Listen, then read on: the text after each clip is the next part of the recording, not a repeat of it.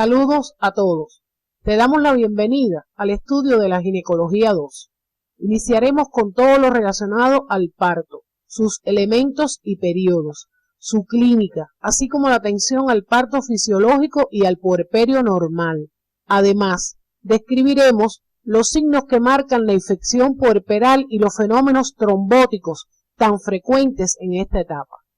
Esperamos tu acostumbrada atención en temas tan interesantes que tendrás la oportunidad de ejercitar durante tu trayectoria laboral como médico integral comunitario.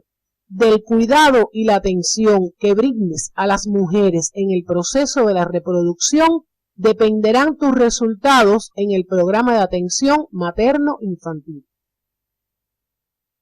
Durante este contenido conocerás la definición y clasificación del parto.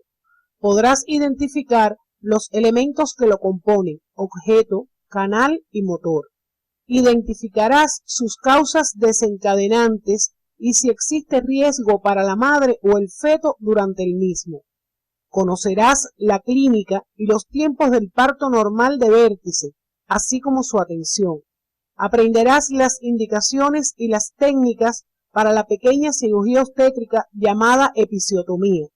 Describirás los cambios que ocurren durante el puerperio normal y su seguimiento. Determinarás los factores predisponentes a la infección puerperal y sus principales manifestaciones clínicas.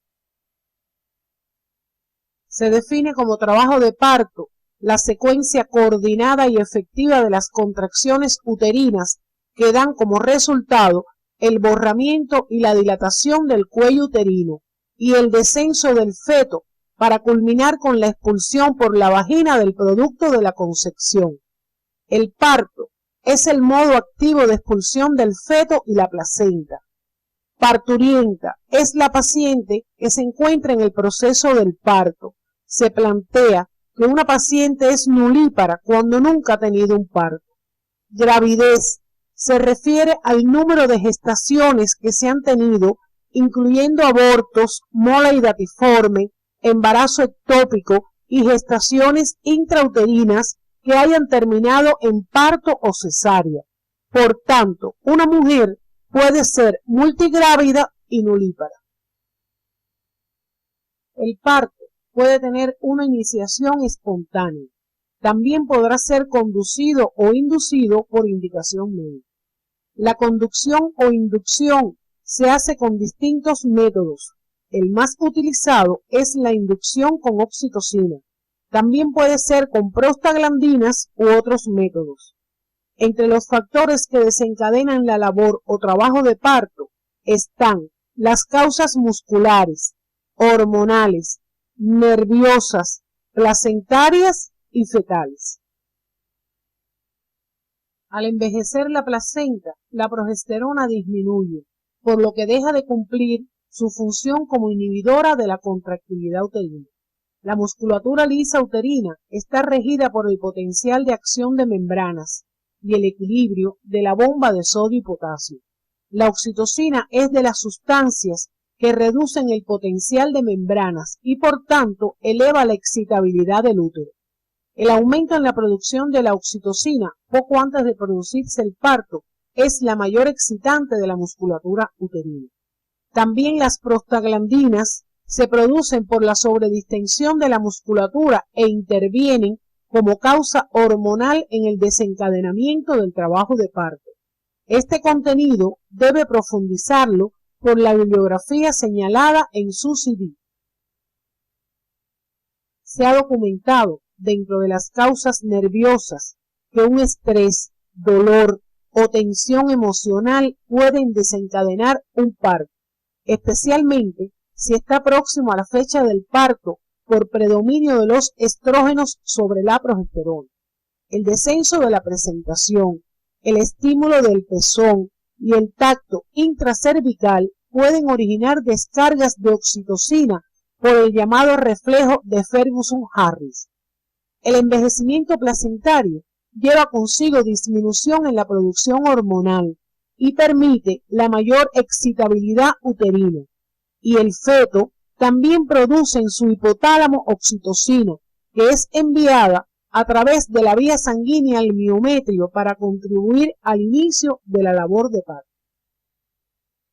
El parto se va a producir por la interacción de tres elementos que son el motor del parto, dado por las contracciones uterinas y la prensa abdominal, el canal del parto, compuesto por el canal óseo de la pelvis y el canal blando, y el objeto del parto, que es el feto.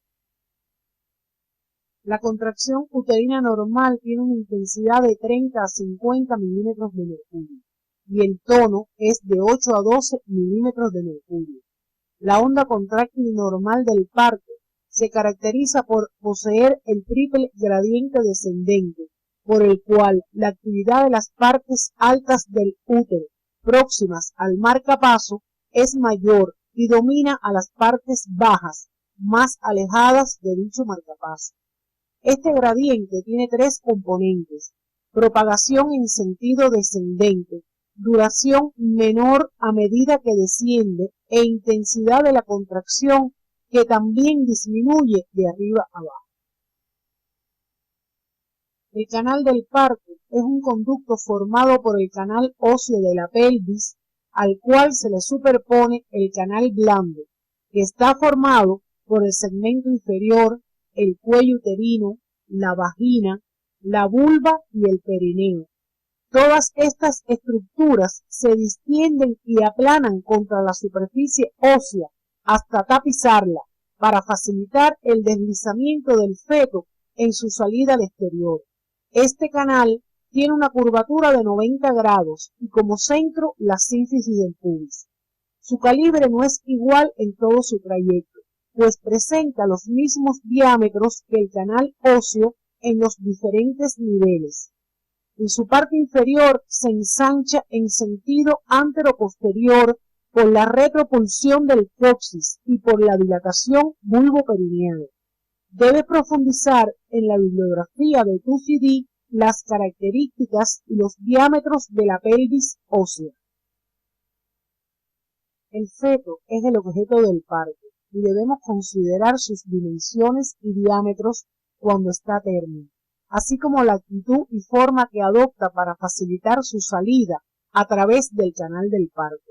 Su actitud intraútero es de flexión de todo su cuerpo y en el parto adquiere forma de cilindro fetal, que está dotado de elasticidad limitada en su centro por el esqueleto y de mayor elasticidad en la periferia por las partes blandas. La cabeza fetal es la parte más importante en el momento del parto, no tanto por su tamaño como por su consistencia dura. Revisa los diámetros anteroposteriores y transversales del feto por la bibliografía señalada en tu CD de estudio. Por ser el tipo de parto más frecuente, se describirá el mecanismo del parto de vértice, que consta de 6 tiempos. Primer tiempo: orientación, descenso y flexión de la cabeza. Segundo tiempo: encajamiento de la cabeza en la excavación pelviana. Tercer tiempo: rotación interna de la cabeza.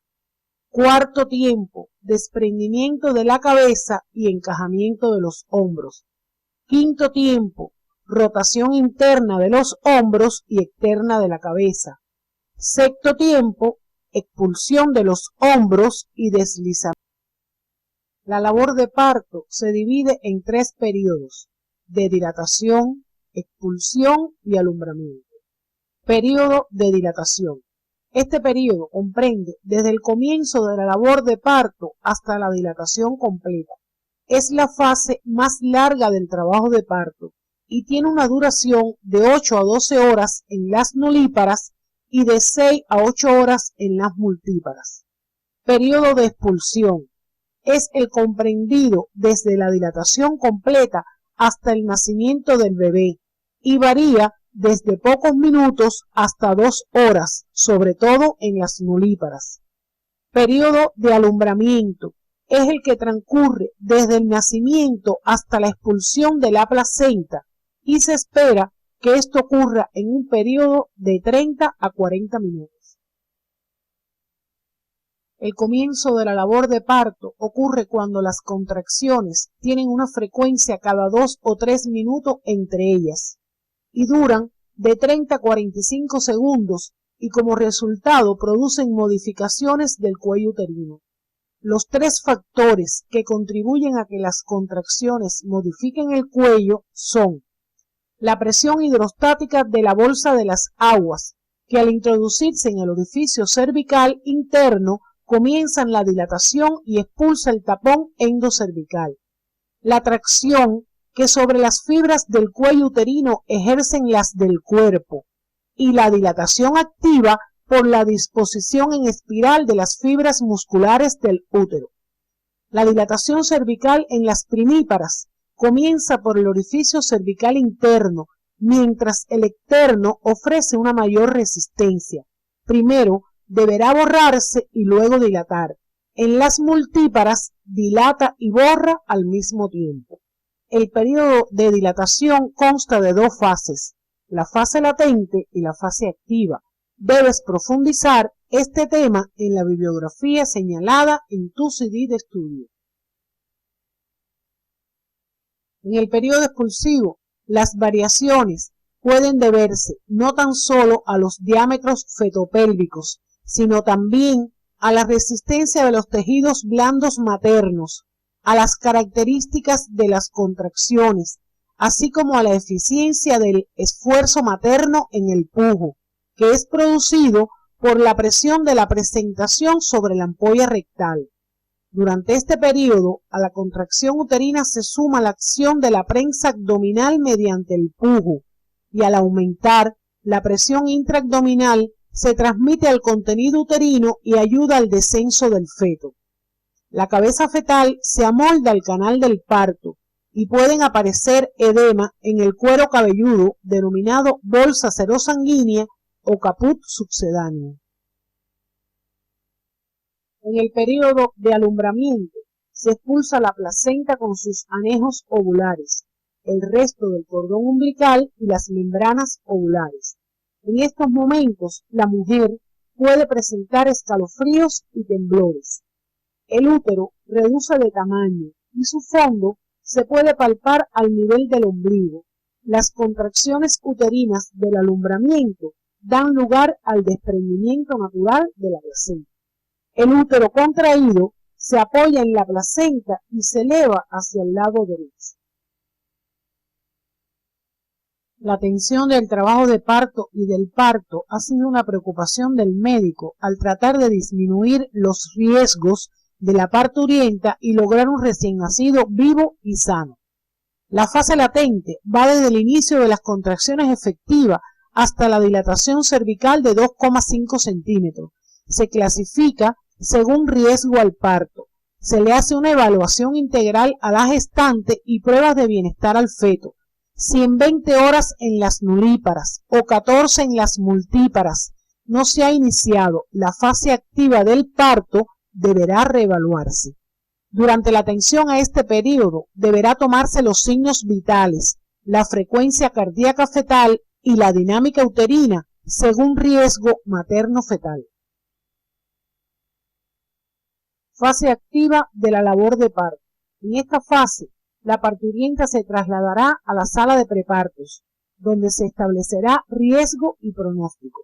Se auscultará el foco fetal y se controlará la dinámica uterina cada 30 minutos, y el examen obstétrico bimanual se realizará cada 3 horas previa asexia y antisexia de la región vulvo-vaginal.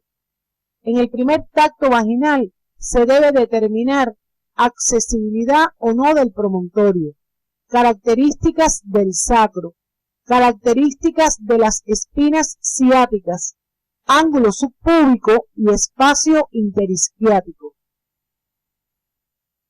Cuando la dilatación se ha completado y la cabeza llega al plano perineal, la parturienta experimenta deseos de pujar en cada contracción y se abomba el perineo, por lo que sabemos que la paciente está en periodo expulsivo.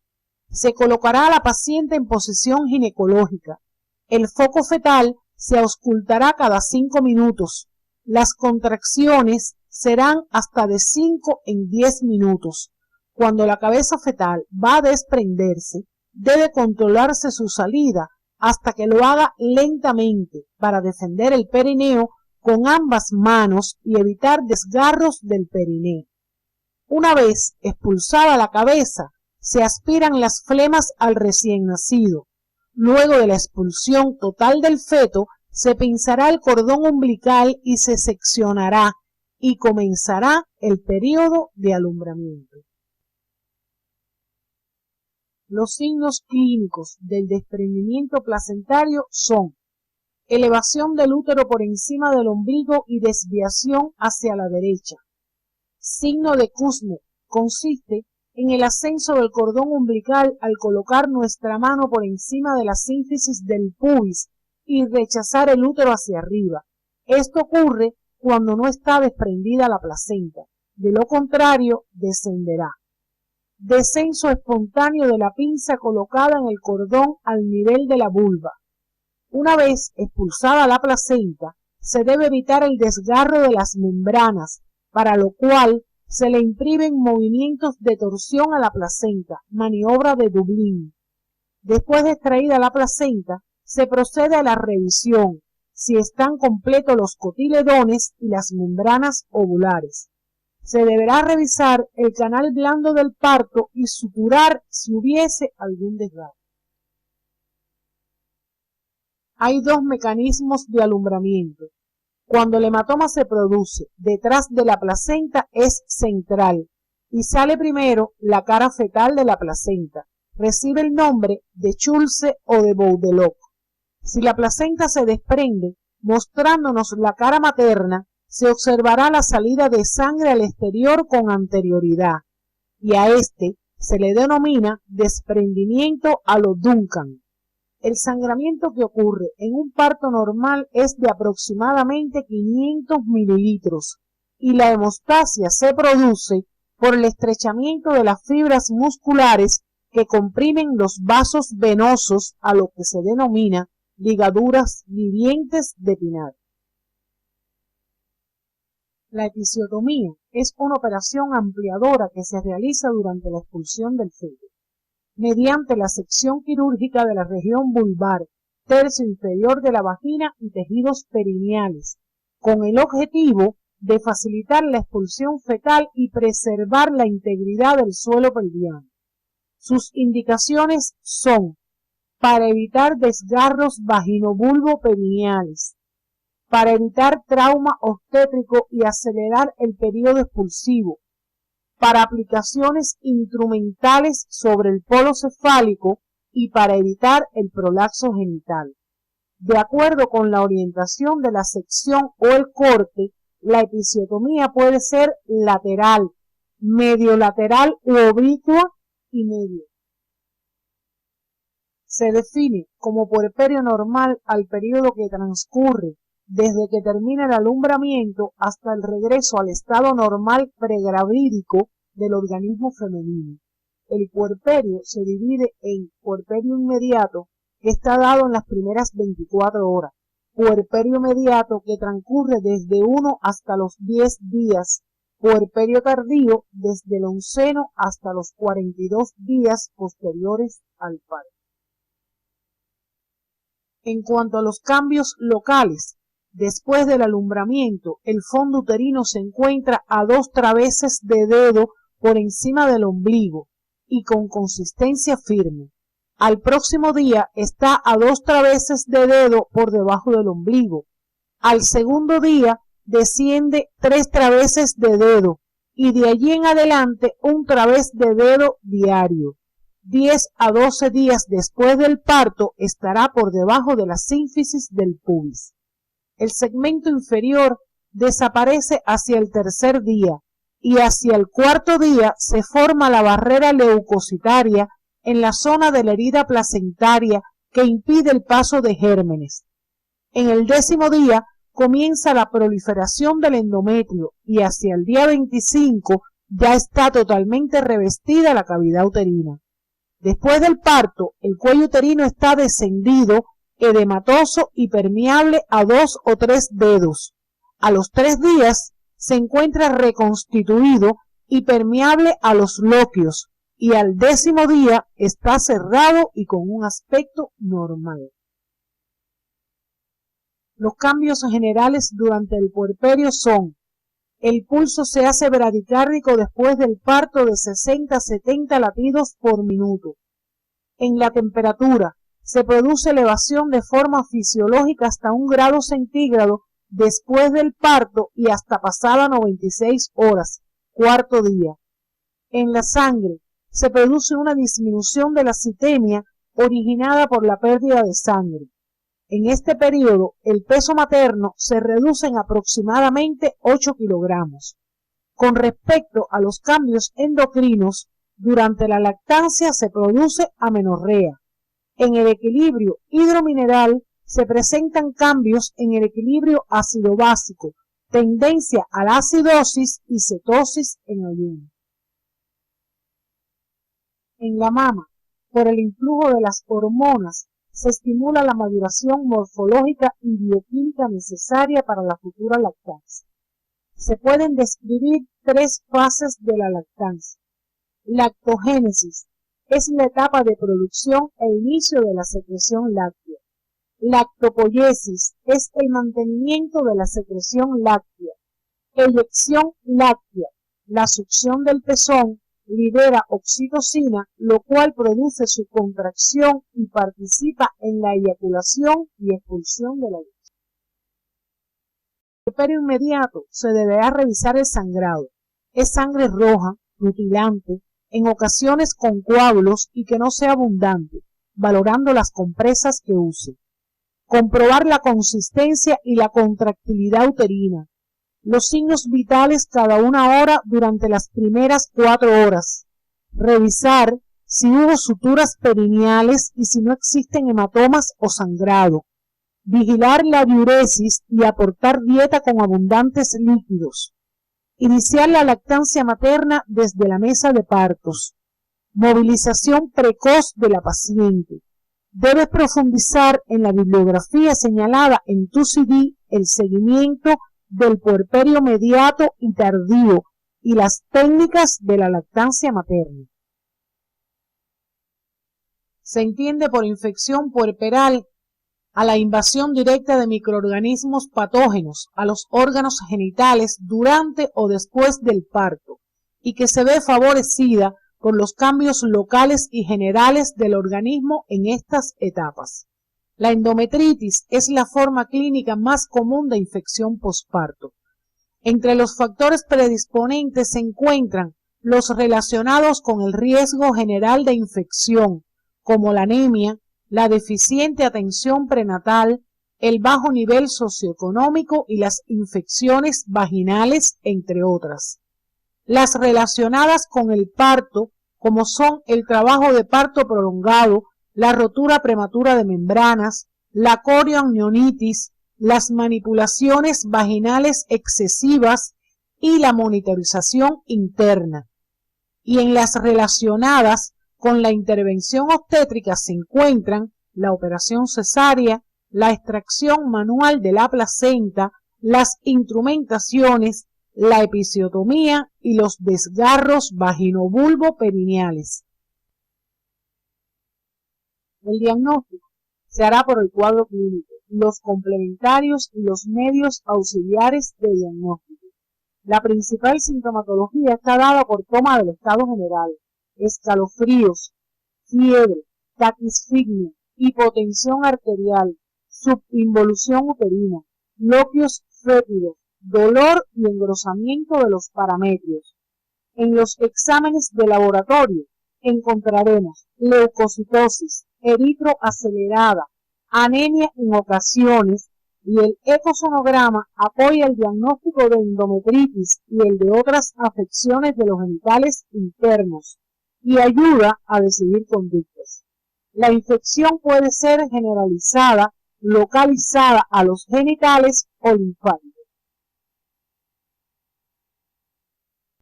La profilaxis estará basada en 3 pilares fundamentales. El primero será medidas generales como una buena atención prenatal, tratamiento de la anemia, tratamiento de las infecciones, evitar la constipación, evitar las maniobras invasivas y deambulación precoz, entre otras.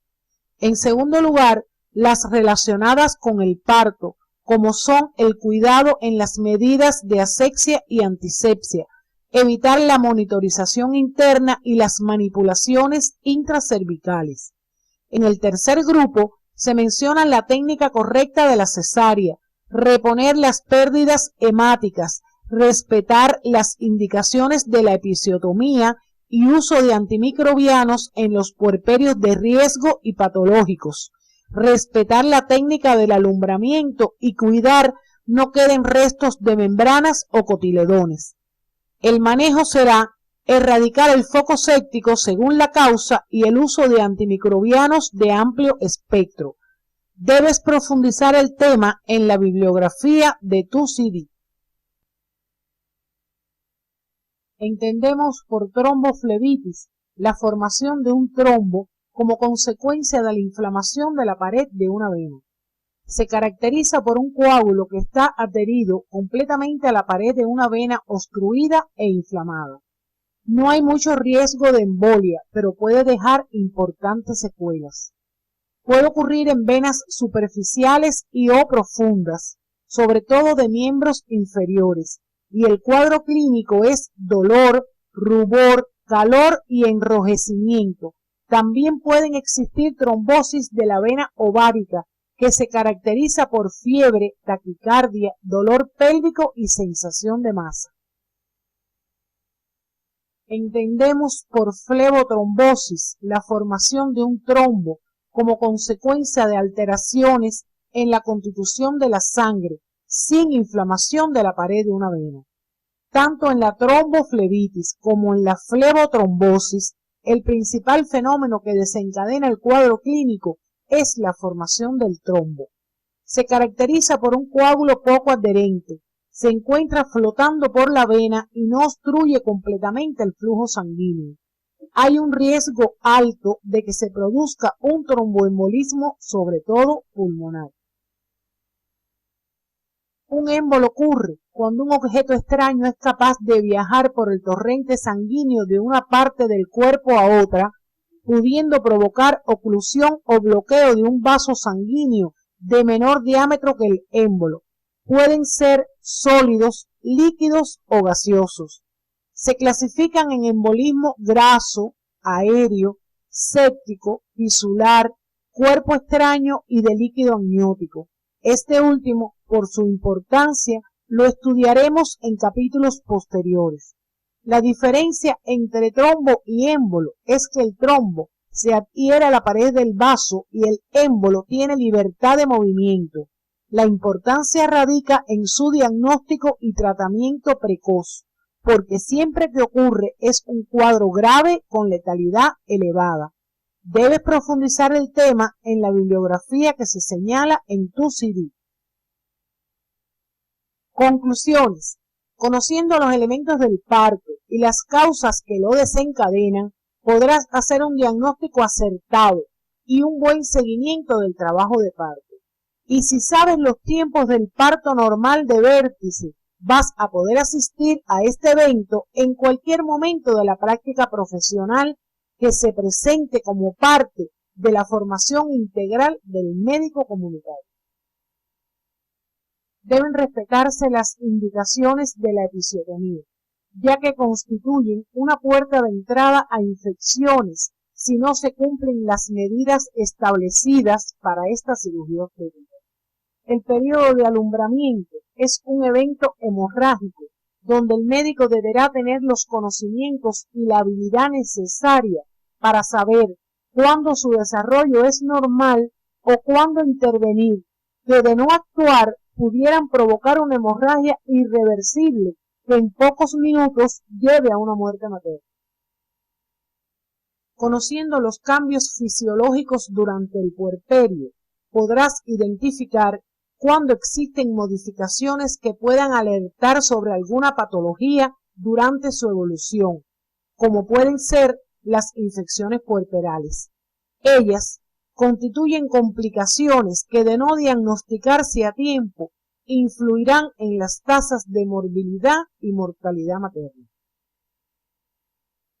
Hemos concluido el capítulo de parto, puerperio normal y patológico. Esperamos que con estas orientaciones y la revisión de tu bibliografía puedas enfrentar como profesional a cualquier mujer en la etapa de reproducción. Te invitamos a continuar en los estudios de la medicina perinatal, donde aprenderás el seguimiento de embarazadas en la antesala del parto y que puedan presentar algún riesgo materno o fetal.